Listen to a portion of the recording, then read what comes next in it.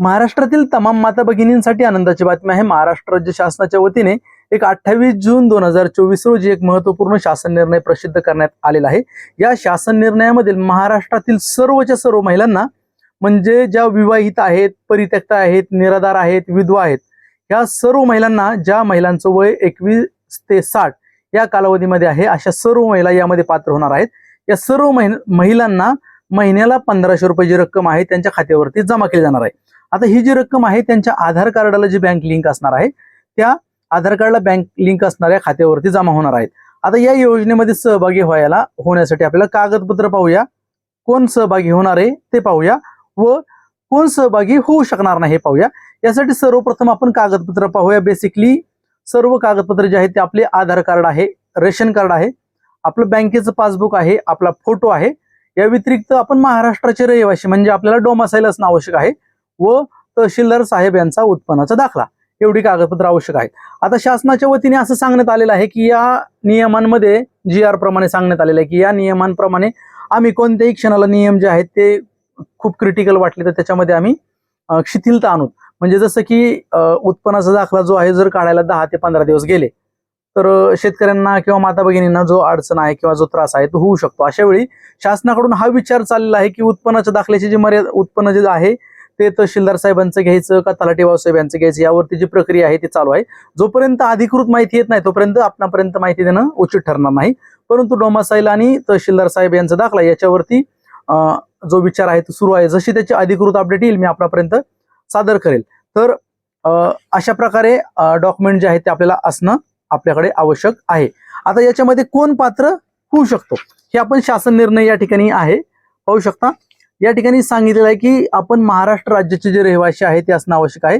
राज्यातील विवाहित, विधवा, घटस्फोटित, परित्यक्त्या आणि निराधार महिला याच्यामध्ये सहभागी होऊ शकतात। वय वर्ष 21 ते 60 मध्ये आपलं असणं आवश्यक आहे आणि बँकेचं जे खाते आहे ते आधारला लिंक असणं आवश्यक आहे। आणि सर्वात महत्त्वाचं आपलं वार्षिक उत्पन्न 2,50,500 पेक्षा कमी असणं आवश्यक आहे। आता एवढीच अट आहे, या सर्व माता भगिनी याच्यामध्ये सहभागी होऊ शकतात। आता कोणत्या माता भगिनी सहभागी होऊ शकत नाही हे बघा, ज्या इन्कम टॅक्स रिटर्न भरतात त्या सहभागी होऊ शकत नाहीत। ज्या माता भगिनींना PM किसान योजना आणि नमो शेतकरी म्हणजे राज्य शासनाचे जे पैसे आहेत ते मिळतात, अशा माता भगिनी याच्यामध्ये सहभागी होऊ शकत नाहीत।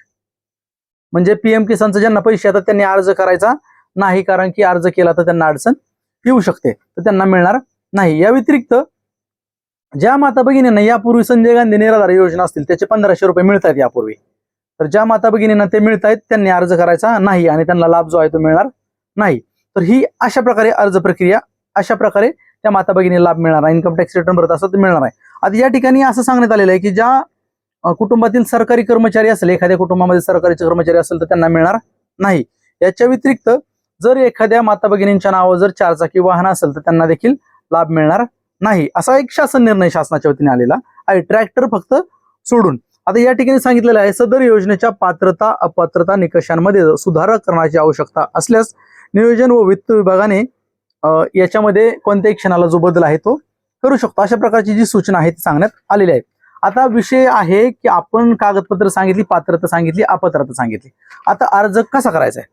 आता अर्ज शासन म्हणते की 2 प्रकारे करू शकता, एक म्हणजे तुम्ही ऑनलाईन करू शकता, दुसरा म्हणजे ऑफलाईन करू शकता। परंतु शासनाकडून ऑनलाईन अर्ज करण्यासाठी जास्त प्राधान्य दिलेलं आहे। तर अर्ज कोणत्या ठिकाणी करायचा, तर या ठिकाणी स्पष्ट उल्लेख केलेला आहे। आपला जो अर्ज आहे तो आपण ग्रामसेवक आहे, अंगणवाडी सेविका आहे, पर्यवेक्षिका आहे आणि सेतू केंद्र म्हणजे सेतू किंवा CSC सेंटर या ठिकाणी जी अर्ज प्रक्रिया आहे ती सुरू होणार आहे। इतर ठिकाणी आपण अर्ज करू शकणार नाही। तर ही अशा प्रकारे आहे। आणि शहरी भागांसाठी अंगणवाडी सेविका आणि महाई सेवा केंद्र चालक आहे, या ठिकाणी आपल्याला अर्ज करायचा आहे। अर्ज करताना ही जी कागदपत्र मी सांगितलेली आहे तेवढी आपल्याला घेऊन जायची, फक्त तहसीलदार, उत्पन्न दाखला आणि डोमासाईल याच्याबद्दलची माहिती जी आहे ती उद्या, आता शनिवार आणि रविवार 2 दिवस सुट्टी असल्यामुळे त्याची अधिकृत माहिती उपलब्ध झालेली नाही। उद्या शासनाच्या वतीने एक अधिकृत शासन निर्णय जो आहे तो उपलब्ध होणार आहे।